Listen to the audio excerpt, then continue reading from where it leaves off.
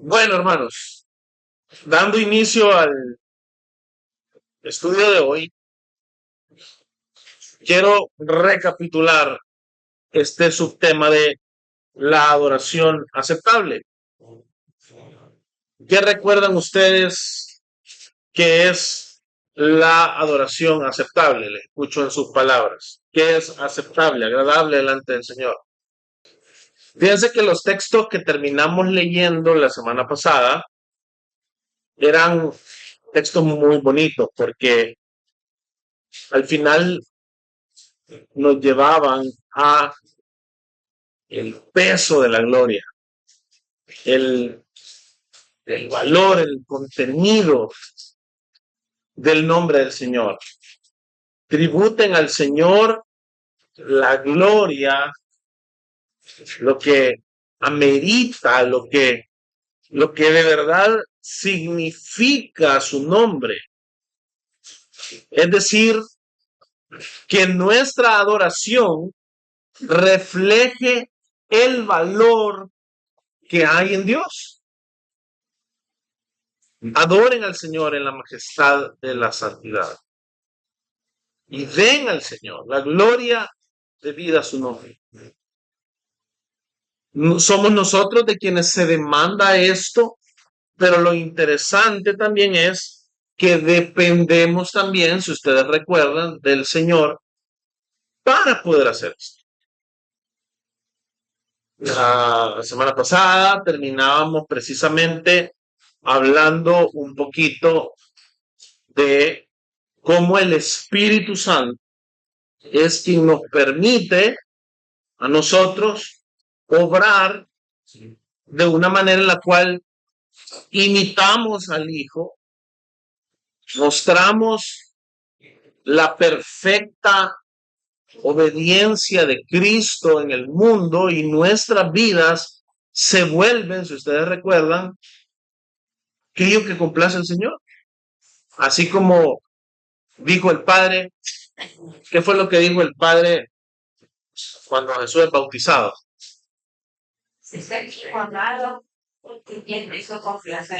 Tengo complacencia. Y el Señor entonces se complace del Hijo, se complace de nosotros. Pero eso sucede porque nosotros hemos sido unidos a Cristo y la obra es del Espíritu. Entonces, nosotros podemos llevar esta adoración aceptable, pero por la obra del Señor en nuestras vidas. Ahora que le pertenecemos al Señor en Cristo Jesús, nosotros adoramos al Señor en imitación de Cristo. Y lo hacemos por el poder del Espíritu Santo. Eso es lo único que puede verdaderamente ser una adoración que conlleva el peso de gloria de Dios. No algo que nosotros ofrecemos, hermanos, desde nuestra propia inventiva, desde nuestras propias ideas, desde nuestros propios esfuerzos, como decía Raquel, nuestra propia capacidad, sino que es todo lo contrario.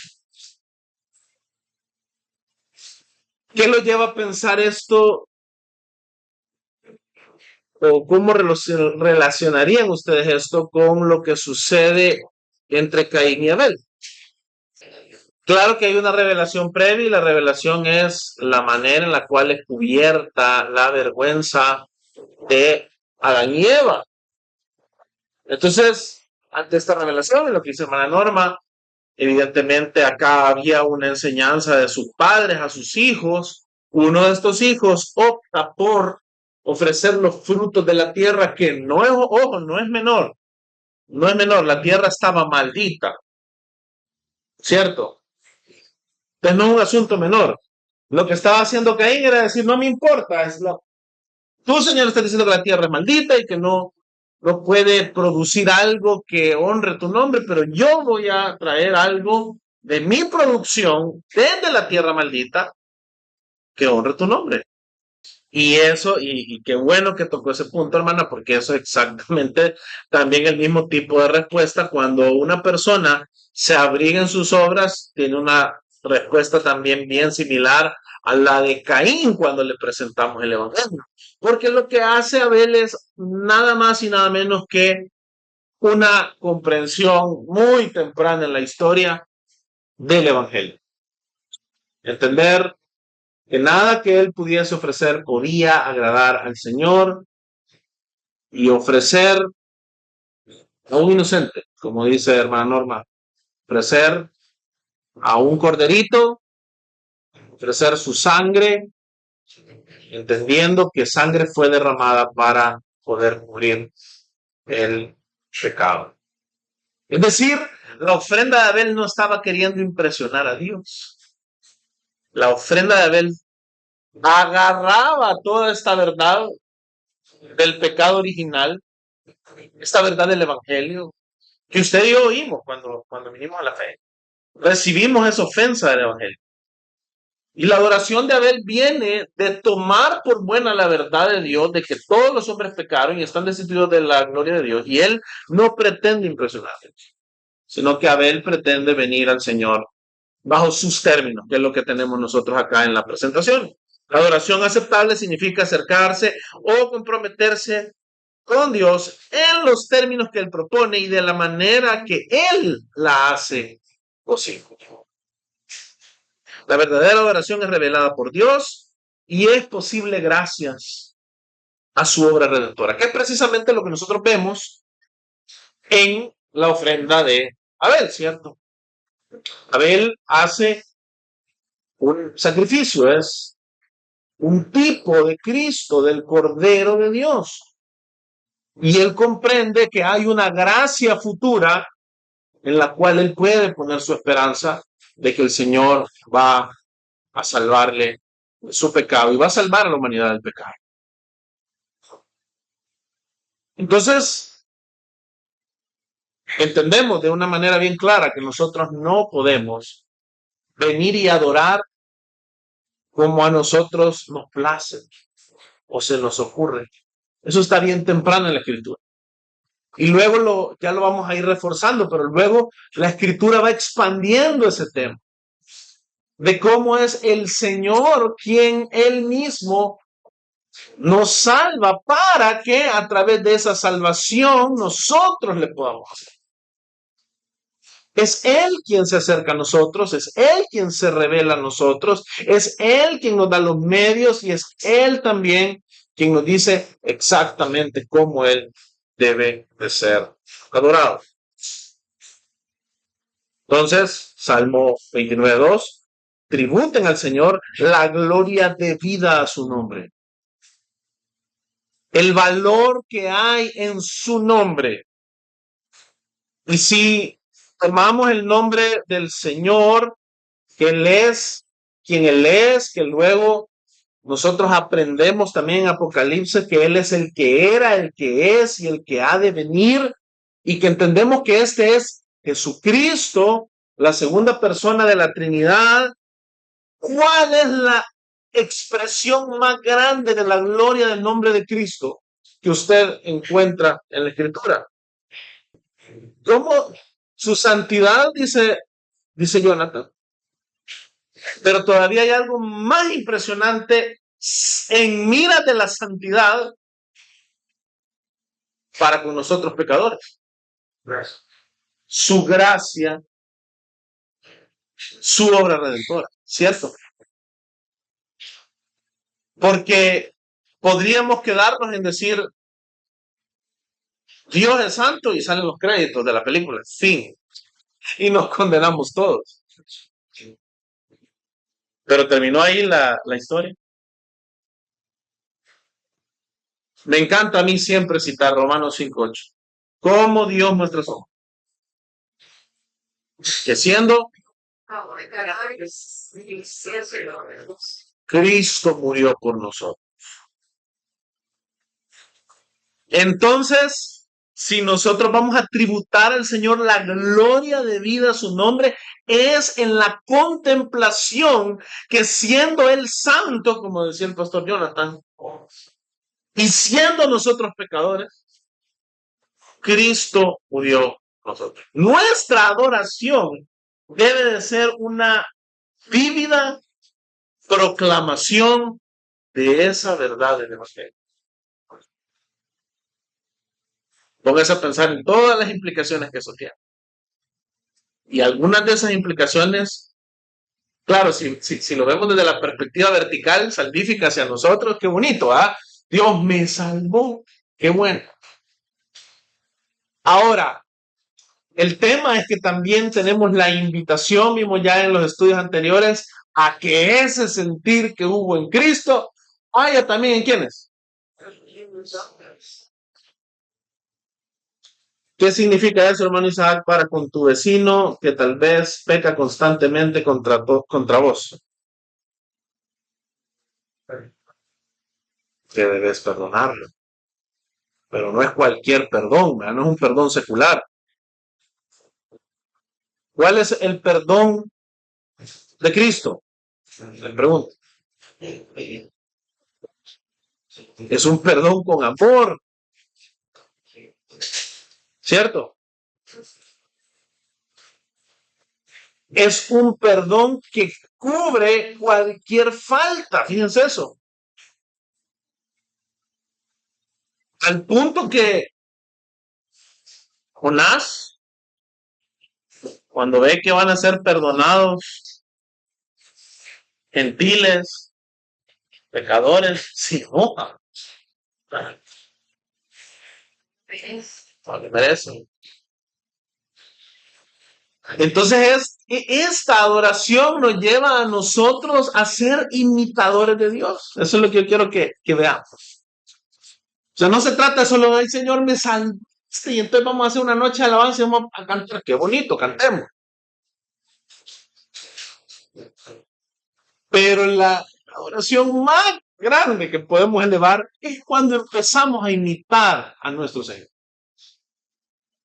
Ahí comienza a fluir una adoración genuina que empieza a mostrar el peso del nombre del Señor en toda su dimensión visible para los hombres. Vamos a tributar la gloria debida a su nombre. Vamos a mostrar a Cristo. Eso es sinónimo. Y entonces, ese nombre que es sobre todo nombre, al cual toda rodilla se va a doblar y toda lengua va a confesar, va a ser proclamado a través de usted y mí.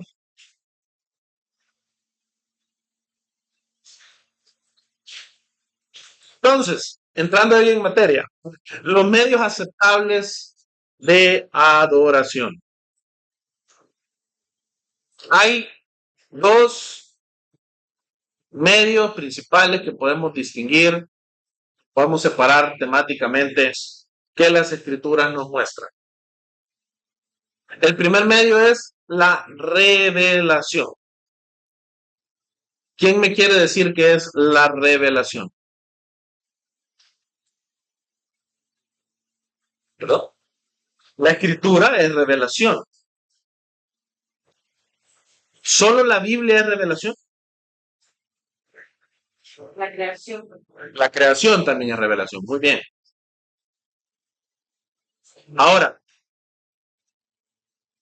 ¿qué diferencia la creación de la Biblia en términos de revelación? Ambas son revelación, pero ¿qué es la diferencia? Correcto, me encanta. Ahí hubo un así, hay un complemento ahí matrimonial, eso estuvo maravilloso. Sí, totalmente. Aquí lo dijeron los hermanos. Hay una revelación especial, que es específica, que ya nos dice cosas bien exactas, pero hay una revelación general.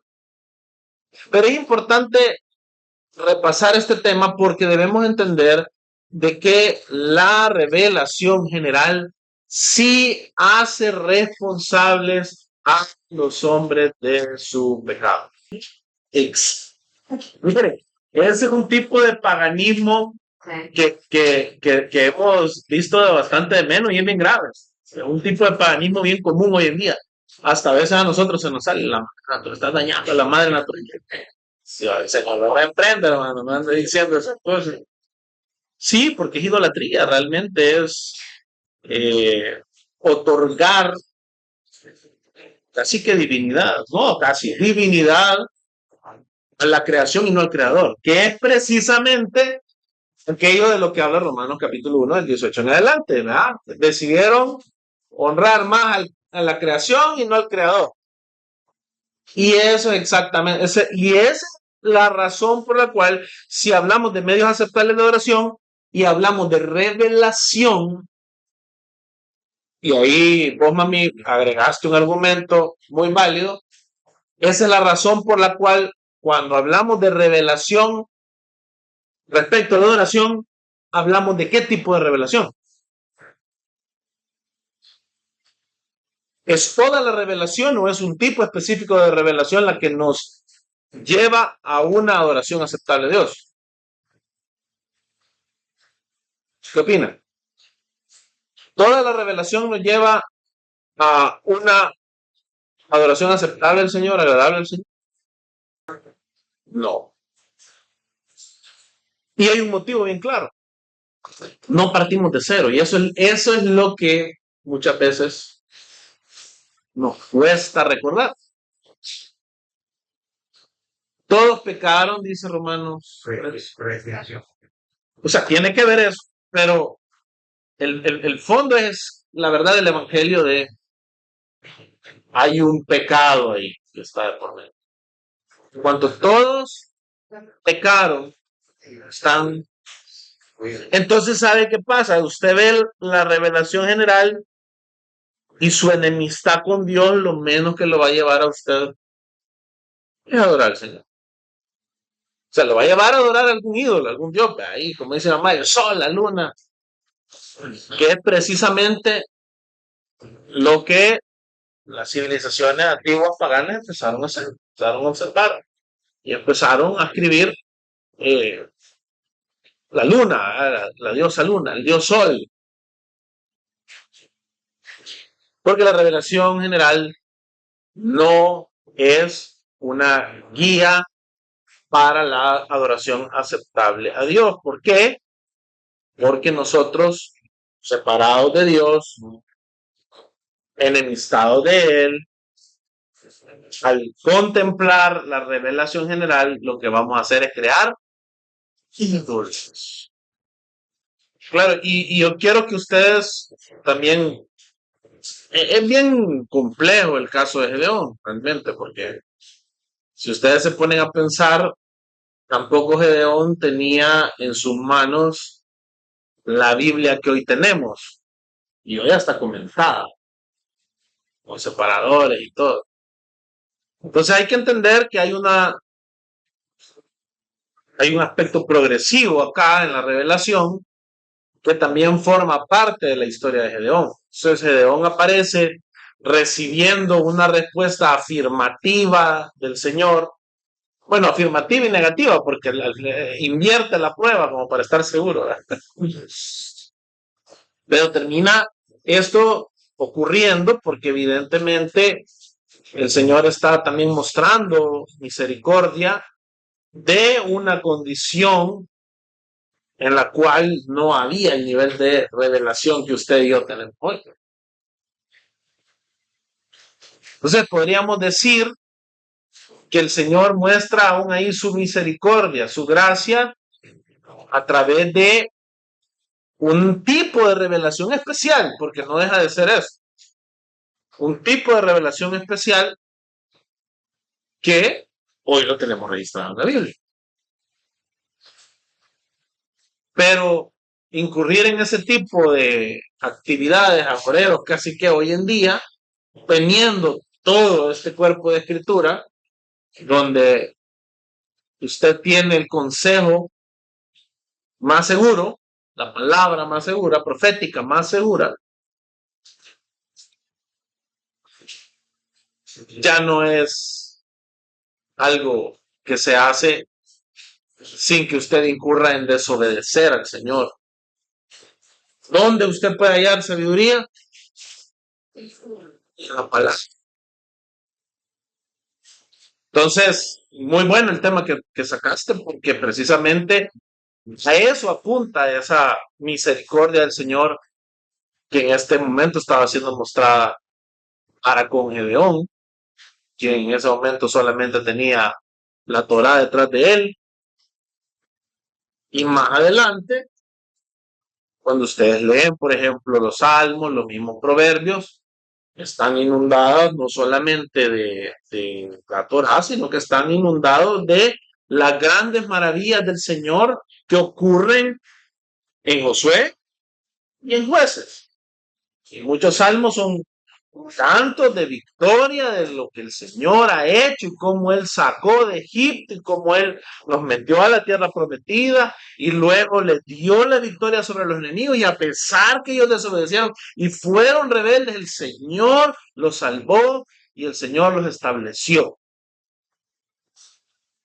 Pero eso ya va siendo el Señor, en su gracia y misericordia, revelándose de manera especial. Entonces, la respuesta es, a medida que la revelación progresiva avanzó en la historia, nosotros fuimos obteniendo mayores y mejores recursos para adorar al Señor de la manera en la cual Él debe de ser adorado.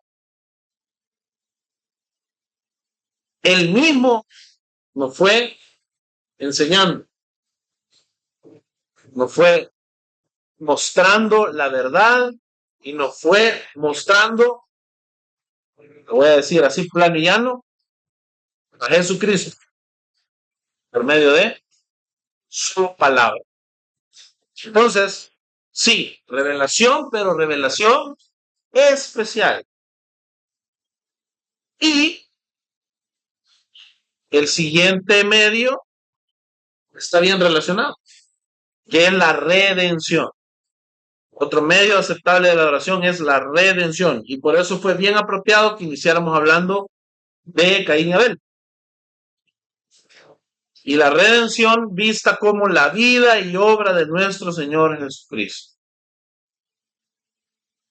Entonces, si ustedes se fijan, revelación y redención están uniditos. El día de hoy nos vamos a centrar en revelación. Dios se ha revelado a sí mismo por medio de su palabra.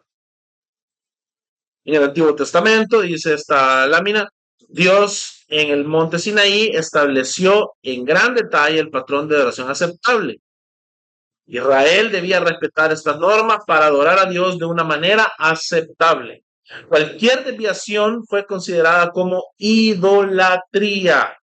Además de estas estipulaciones rituales, los 10 mandamientos o las 10 palabras, me gusta más decirlo, gobernaban la relación personal de Israel con Dios. ¿Se acuerdan que las 2 semanas pasadas, se acuerdan cuál fue el texto central? Éxodo 20, del 1 al 6. Pero es muy interesante porque ahí se encuentra la proclamación de Dios como el Señor, tu Dios, que te saqué de la tierra de Egipto.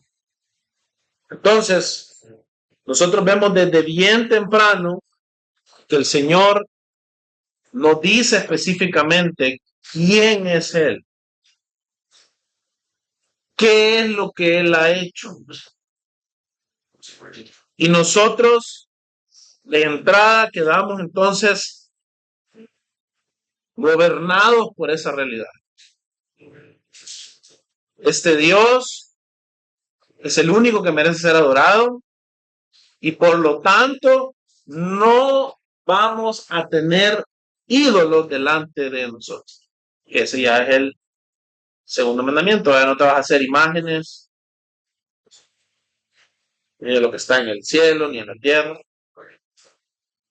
Entonces Dios se ha revelado a sí mismo por medio de su palabra y eso ya nos permite a nosotros conocer al Dios que adoramos. Y quiero que nos vayamos a Levítico capítulo 10, versículos desde el 1 al 3. Ahí vamos a ver que Dios insiste en que debemos acercarnos a Él de acuerdo a lo que su palabra dice. Esa es la enseñanza central de este texto, que es un texto bastante impactante. Levítico 10, del 1 al 3. Si alguien lo puede leer, se lo agradezco. Y Aarón guardó silencio. O sea que esto. Y ese Aarón guardó silencio es increíble, ¿verdad? Porque es, bueno, lo que aquí sucedió justo, ¿cierto? ¿Qué opinan ustedes? Quiero escuchar qué les hace pensar este texto respecto a la adoración. Fíjense que es interesante porque este texto de Levítico 10, del 1 al 3, para darle más fuerza a este argumento, ustedes pueden contrastarlo con Éxodo 30, del 7 al 9. Si quieren, busquémoslo. Éxodo 30, del 7 al 9. No lo tengo ahí en la pantalla, pero busquemos el texto. Porque es importante que veamos de una manera bien, pero bien clara, qué es lo que lleva a los sucesos del Levítico 10, del 1 al 3. Del 7 al 9. Éxodo 30, del 7 al 9. ¿Se dan cuenta? Lo que hallábamos allá en Levítico 10, del 1 al 3, no es que Dios vino y tenemos una historia de Dios diciendo, no, me gustó aquí la marca de incienso que fueron a comprar, ¿verdad? No es del Krishna, no sé qué, no, o sea, no se trata de eso, no me gustó la cara que traía Nadajo cuando lo puso, la quitó, la que vino no, sino que si ustedes se fijan, hay una revelación, y por eso estamos hablando de la adoración y la revelación. Hay una revelación especial, específica, clara. Aarón, que después guarda silencio, él sabía esto. Quemará incienso aromático sobre él, que este es el altar para el incienso, el incensario. Lo quemará cada mañana al preparar las lámparas. Él tiene una hora para hacer eso. Cuando Aarón prepare las lámparas al atardecer, quemará incienso, es decir, en la mañana y en la tarde. Está preparando las lámparas y dentro del lugar santo, donde ahí se encuentra el incensario, él tiene que ofrecer incienso en la mañana y en la tarde. Habrá incienso perpetuo delante del Señor por todas las generaciones de ustedes. Este texto lo estamos estudiando hace poco con mi esposa en nuestros devocionales. Esto tiene un significado al día de hoy. De hecho, sigue habiendo en nuestra generación incienso perpetuo. Y la razón por la cual eso sigue habiendo es que usted y yo deberíamos de estar orando. Pues es exactamente de la misma manera, solo que la obra completa de Cristo y Cristo como aquel que, en este caso particular, por ejemplo, el incienso, se está refiriendo a las oraciones del pueblo de Dios. Y ustedes pueden encontrar en Apocalipsis capítulo 5 que ahí encontramos ya una revelación específica sobre qué es el incienso que se ofrece en la casa de Dios.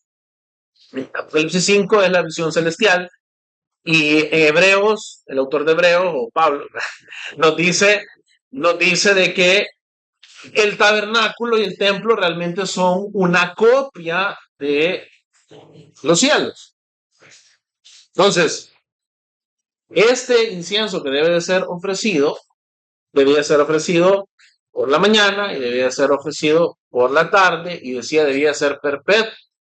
¿Qué nos habla hoy eso nosotros como creyentes en Cristo? ¿Quién ya tenemos la revelación que se ha sentado a la diestra de Dios y que hoy intercede por nosotros? ¿Qué nos dice a nosotros sobre cómo debemos de ofrecer este incienso? Si Cristo está intercediendo, si en Apocalipsis 5 dice de que los incensarios que tenían los 24 ancianos eran ¿qué? Si ustedes se acuerdan, las oraciones de los santos. ¿Qué significa eso? Es la oración. Orar sin cesar es la oración. Entonces, en nuestras Biblias, en Cristo y sobre todo hoy en el Nuevo Pacto, tenemos lo hermoso que muchas de estas prescripciones del Antiguo Pacto hayan su cumplimiento en Cristo.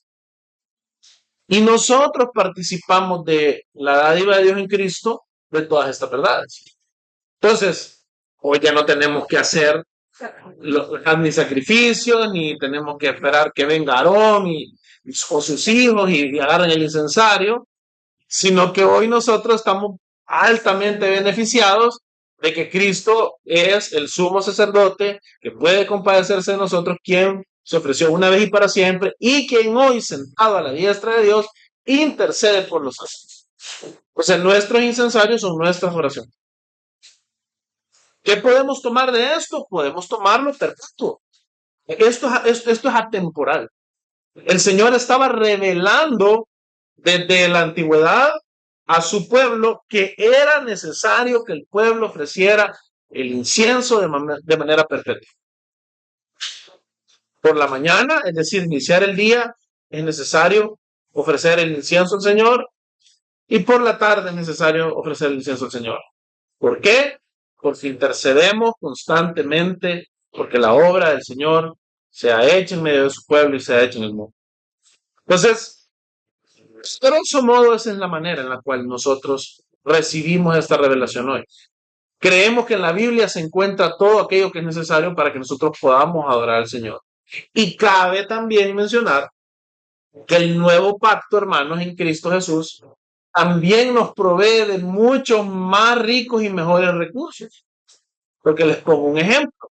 Hoy usted ya no está geográficamente limitado para que el incienso lo tenga que ofrecer alguien allá en el tabernáculo en Silo o lo tenga que ofrecer en Jerusalén en el templo, sino que usted puede ofrecer oración donde quiera que usted se encuentre, en cualquier lugar.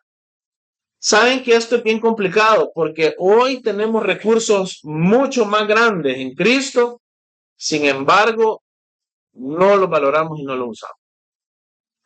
¿Cuánto hubieran dado los antiguos, nuestros padres, por poder venir y orar mientras vienen en el volante de un vehículo? ¿Por qué lo podemos hacer hoy? Les pregunto. ¿Verdad? Primera de Pedro 2:9, lo hemos visto ya. Somos un real sacerdocio. Entonces, evidentemente, el sacerdocio es parte de lo que nosotros hacemos. Y fíjense que es hermoso, y por eso es que les digo que es importante, por eso estamos estudiando la Biblia. Y si alguien dice, yo me pierdo, ¿no? O sea, de verdad no nos preocupemos, que para eso estudiamos la escritura, para eso estamos. Fíjense que es hermoso. Hace unos jueves, creo que sí, fue jueves, yo les decía la invitación de Hebreos 4 de acercarnos confiadamente al trono de la gracia es una novedad del nuevo pacto. Yo quiero que entendamos lo bendecidos que somos hoy en Cristo. Eso no era una invitación en el antiguo pacto. Usted no puede venir confiadamente ni siquiera al tabernáculo, que tan solo era una copia. Ojo, el Señor ahí había puesto su nombre, dice la Biblia. De alguna manera tipológica, sí, su presencia estaba ahí, en medio del pueblo. Era un tipo de lo que hoy tenemos en Cristo y la obra del Espíritu que hoy habita en nosotros. Pero hoy en día usted tiene una invitación a ir confiadamente al trono de la gracia. Y eso es porque hoy, por loco que le parezca lo que yo le voy a decir, Efesios 2:6 dice que usted y yo estamos sentados ¿en dónde? En los lugares celestiales en Cristo Jesús. Y usted interprete bien literal eso. En Cristo estamos sentados en los lugares celestiales. Por eso es que podemos ir al trono de la gracia. Porque si Cristo está a la diestra de Dios intercediendo, Él también nos dijo que Él iba a preparar un lugar para todos nosotros, para que donde yo estoy, dice, ustedes también estén. Entonces, qué hermoso. Tenemos una esperanza en los cielos, que es Cristo. Y cuando nosotros venimos en oración, geográficamente tenemos el trono de la gracia al alcance de nuestras rodillas. Nos arrodillamos y estamos delante del trono celestial. ¿Sabe por qué? Porque estamos unidos a Cristo. ¿Quién está a la diestra de Dios intercediendo? Entonces, cada vez que usted ora, su oración es una oración mucho más poderosa que la que hacía el sumo sacerdote en el tabernáculo. Qué glorioso, ¿verdad? Gloria a Dios por eso. Gloria a Dios por Jesucristo, en quien tenemos entrada a ese trono de la gracia y a la presencia de Dios. Qué bonito que nos extendimos un poquito, pero fíjense, hay una revelación que es la que desobedece en nada vive. Y al igual que Caín, esto no termina en que el Señor dice, va, qué creativo, nada, qué creativo, qué bueno que decidieron venir a una hora que yo no les mandé, y qué bueno que decidieron utilizar un incienso que yo les prohibí, pero al final salió bien. Y sigamos adelante. Saben, si Dios fuese así, no fuese nuestro Dios, fuese un ídolo, fuese un Dios como los dioses paganos, un Dios mutable, un Dios que no es santo, un Dios que se parece más a nosotros que al Dios creador de los cielos y la tierra. No queremos ese Dios. Los que estamos en Cristo y amamos a Dios, no deseamos un demonio por Dios. Dios revela. Eso es lo importante, que nosotros contemplemos esta verdad, de que nosotros adoramos según el modelo revelado. ¿Iba a decir algo más? No. Solamente estaba adoptando una postura de pensador, el hermano. Fíjense, en el Nuevo Testamento, que yo sé que es un poco más comestible para todos nosotros. Del mismo modo, en el Nuevo Testamento encontramos exhortaciones sobre cómo debemos vivir y también estipulaciones para que los creyentes hagan lo que deben de hacer en el culto público. El Nuevo Testamento también deja claro que la Biblia es central.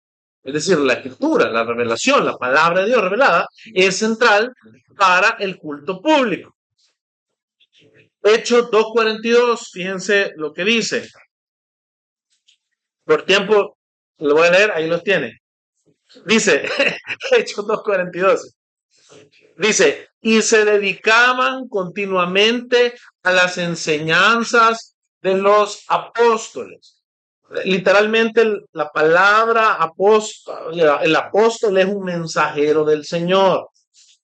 Es decir, la palabra de Cristo. Los apóstoles no estaban inventando algo ahí de la nada. Estaban literalmente, la revelación que ellos estaban predicando era la revelación sobre Jesucristo y su obra y quién Él era. Dice, la enseñanza de los apóstoles a la comunión, que es esto que estamos haciendo acá, es decir, ¿cómo queremos adorar al Señor? La comunión. Y miren, ya que hablábamos de darle la gloria de vida al nombre del Señor, aquí, mire, se muestra la gloria de vida al nombre del Señor, porque nos amamos como Cristo nos ha amado, nos amamos los unos a los otros.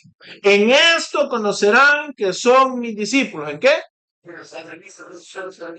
Sí. Entonces, ¿qué mejor lugar para que se muestre la gloria de Cristo que en la congregación? No es en vano. Usted quiere adorar al Señor, congréguese. Y qué curioso que el enemigo se ha afanado tanto para crear supuestos medios de adoración no, yo no tengo iglesia, yo solamente internet. Y ahí vengo y, bueno, no tiene nada de malo que usted escuche alabanzas en línea, no me estoy refiriendo a eso, que usted escuche Spotify, que usted oiga, eso es suplementario a su vida de oración. Pero se sobreentiende que usted necesita congregarse para que eso sea real. Si no, esto no es real. Usted se congrega y usted inmediatamente, créamelo, es invitado a vivir la vida de Cristo en el mundo. ¿Por qué? Porque aquí hay un montón de pecados. Y entonces hay un montón de materia prima para perdonar, soportarnos los unos a los otros, que no en vano la Biblia nos usa esa terminología. Sopórtense los unos a los otros, ¿verdad?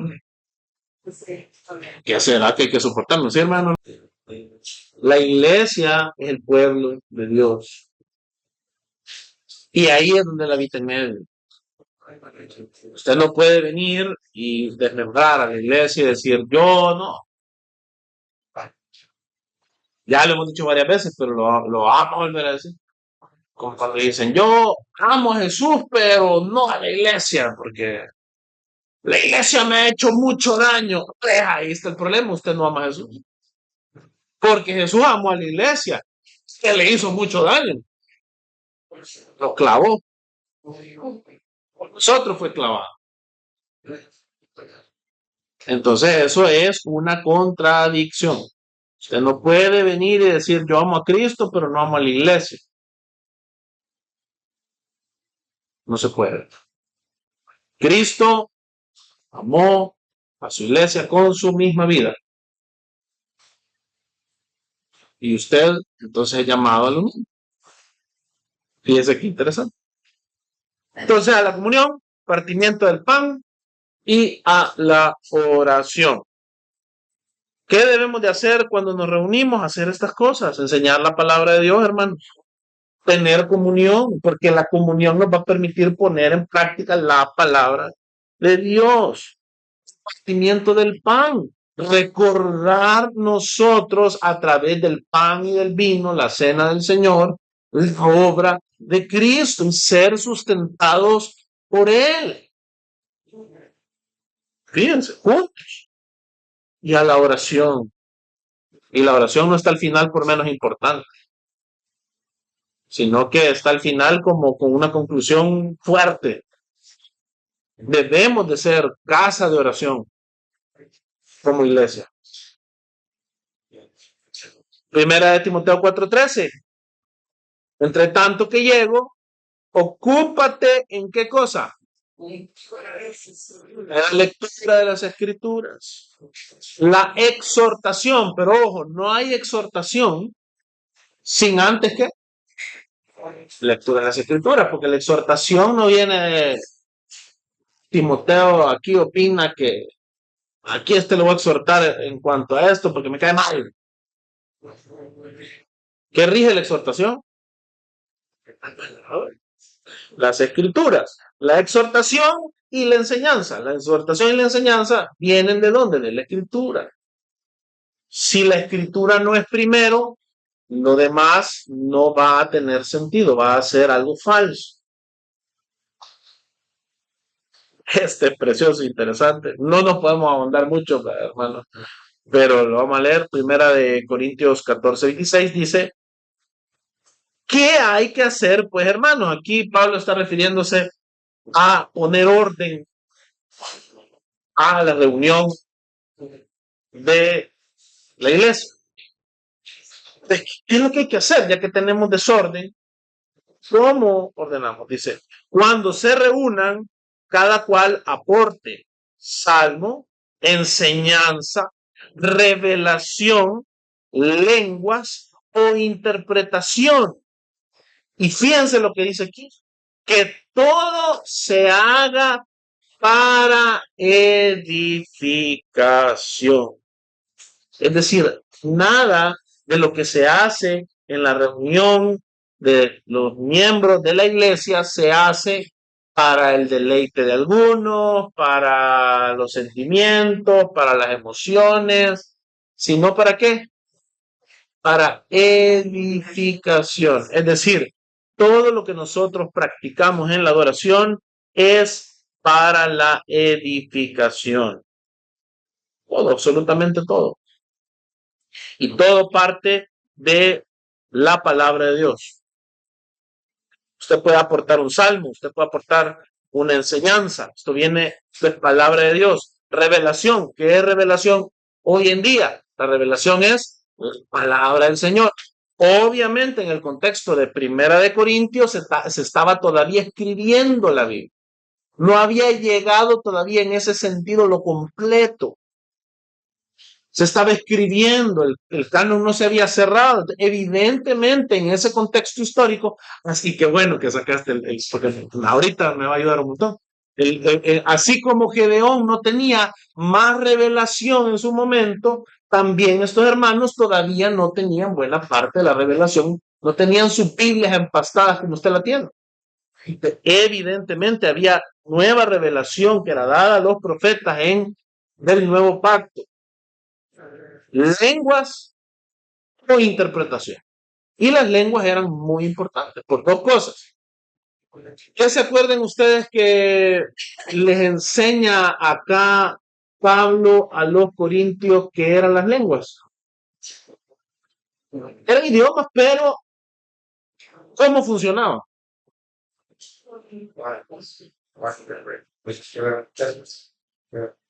Sí, pero aquí mismo en este capítulo 14 ya no me voy a meter ahí porque si no, no salí. El objetivo era que esto era señal.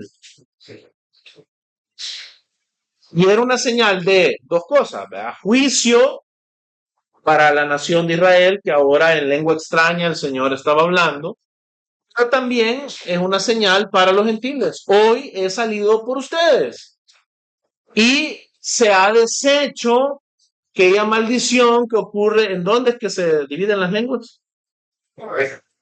En la Torre de Babel. Entonces, esto es un Babel inverso, ¿cierto?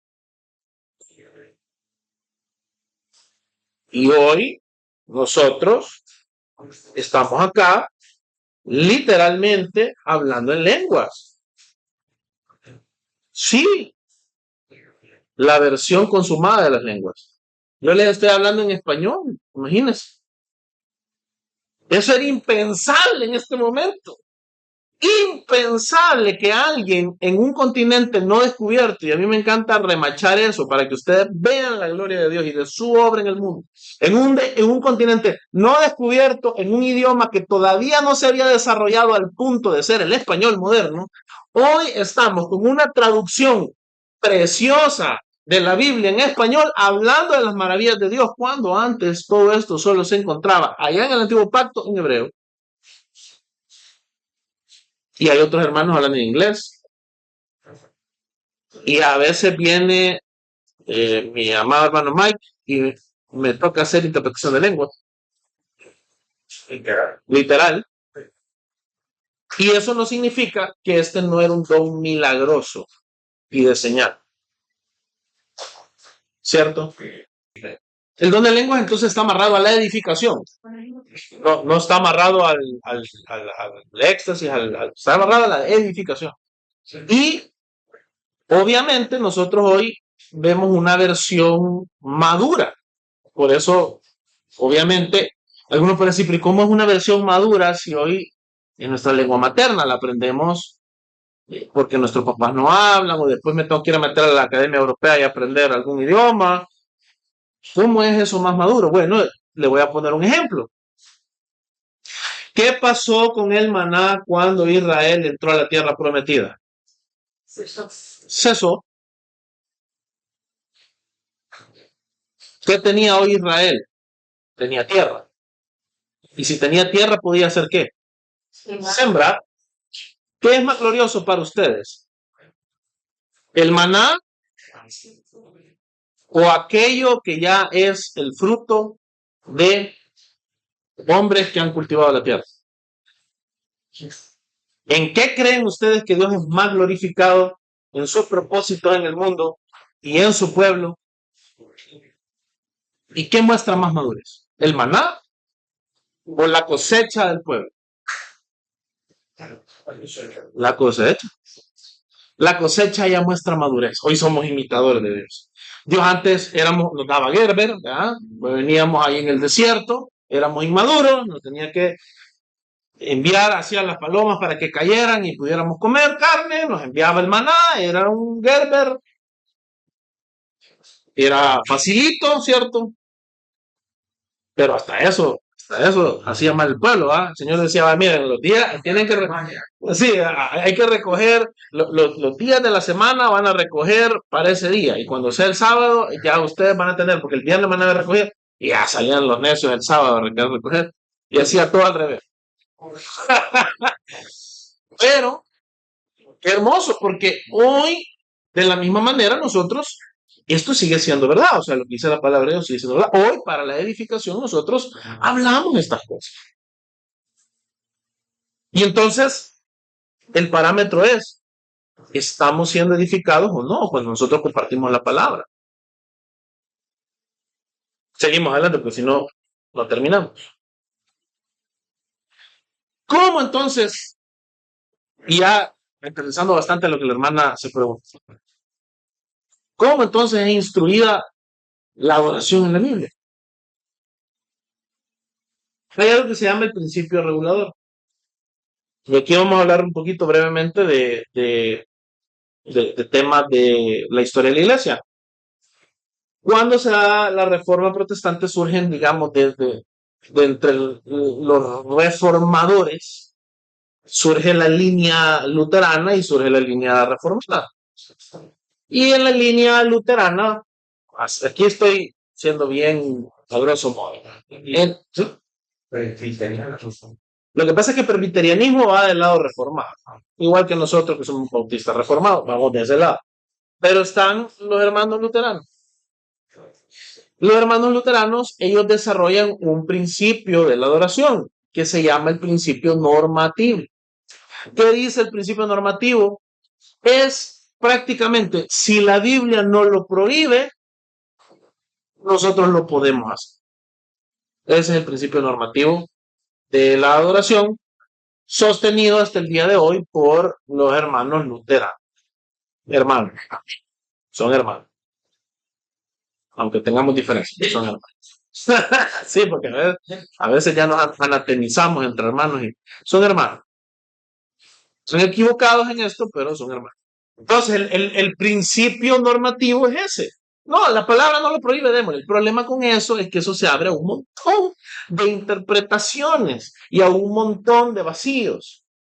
Entonces, nosotros, en la línea reformada, que ahí vamos a incluir no solo que aquí en Iglesia Bautista, así, ¿verdad? Somos reformados. No, aquí vamos a incluir incluso la tradición evangélica en general, a pesar de que hayan habido todas estas desviaciones, pero es el principio regulador. Y el principio regulador es que solo Dios determina cómo él debe ser adorado, que el principio regulador se refiere a qué es lo que la escritura dice, cómo la escritura manda que nosotros adoremos al Señor.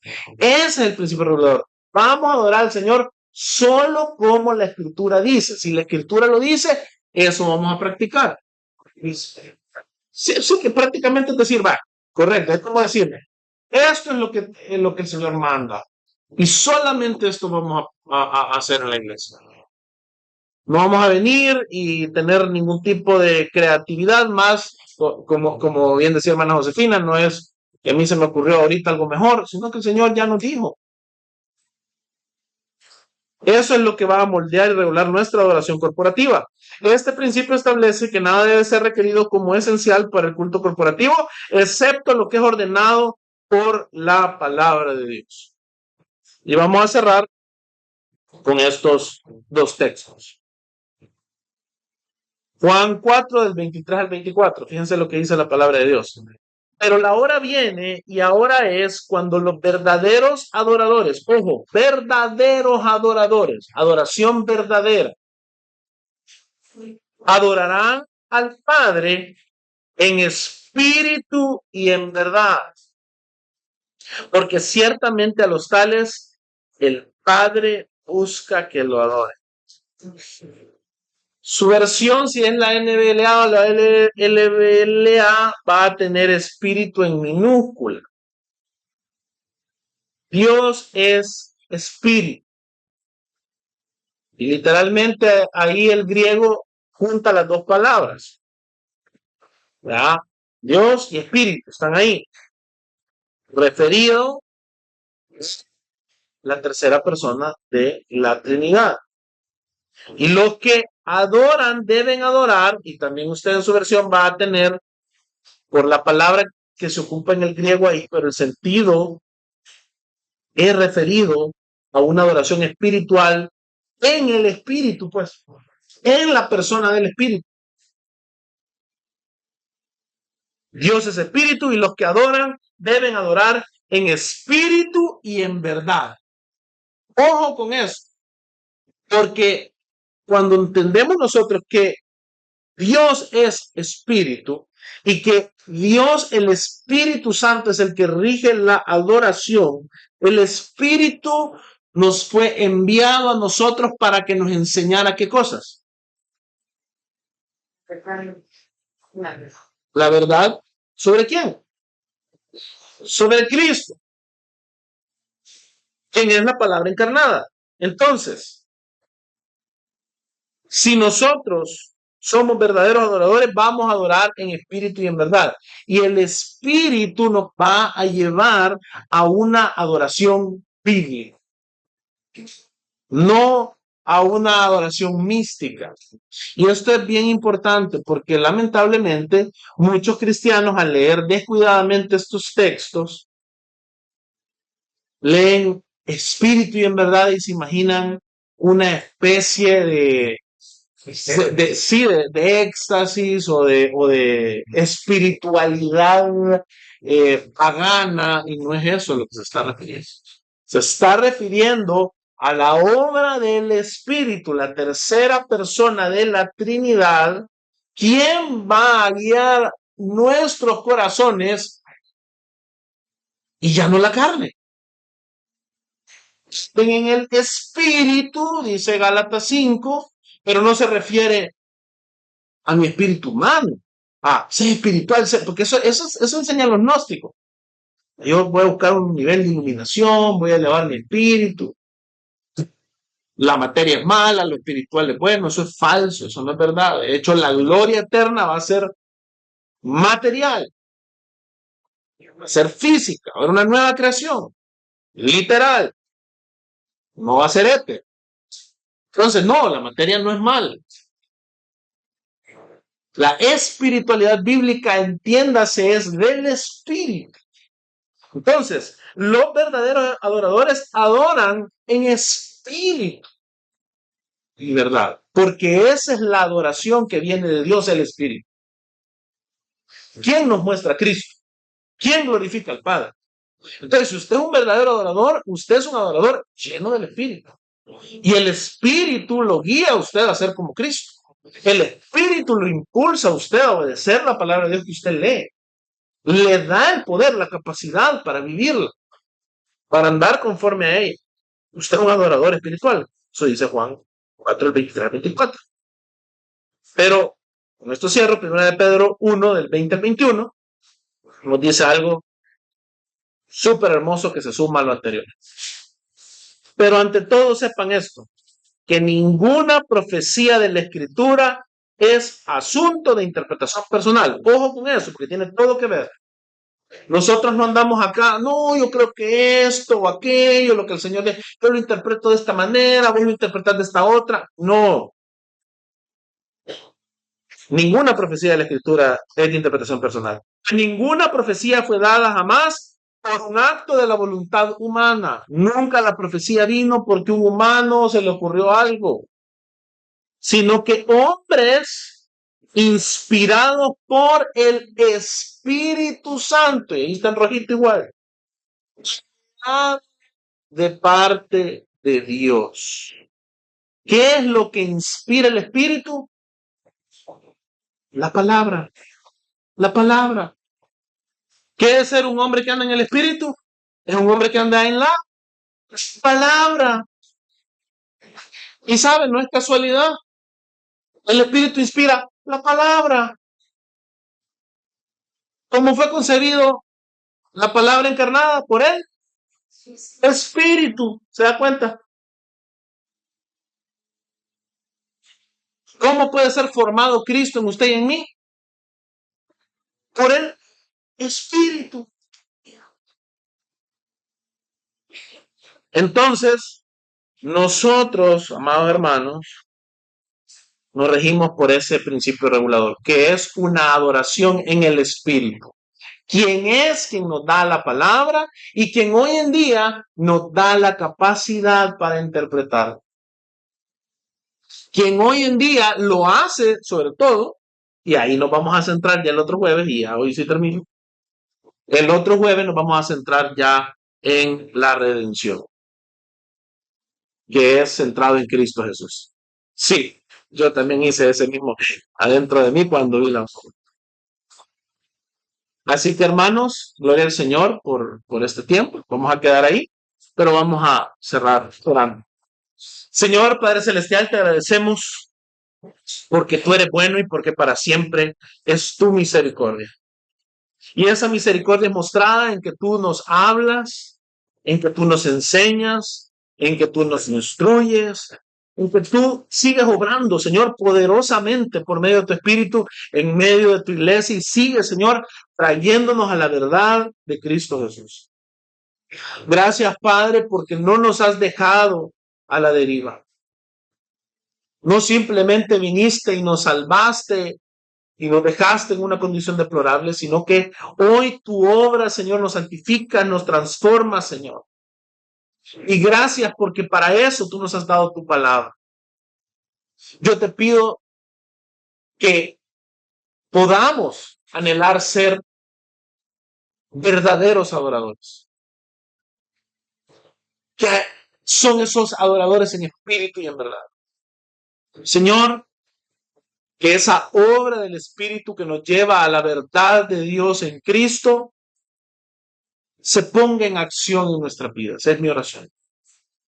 Padre, que nosotros seamos movidos con todo nuestro ser, que tengamos una hambre, una necesidad, Señor, por venir delante de ti, venir a tu palabra y de ella recibir todo cuanto nosotros necesitamos.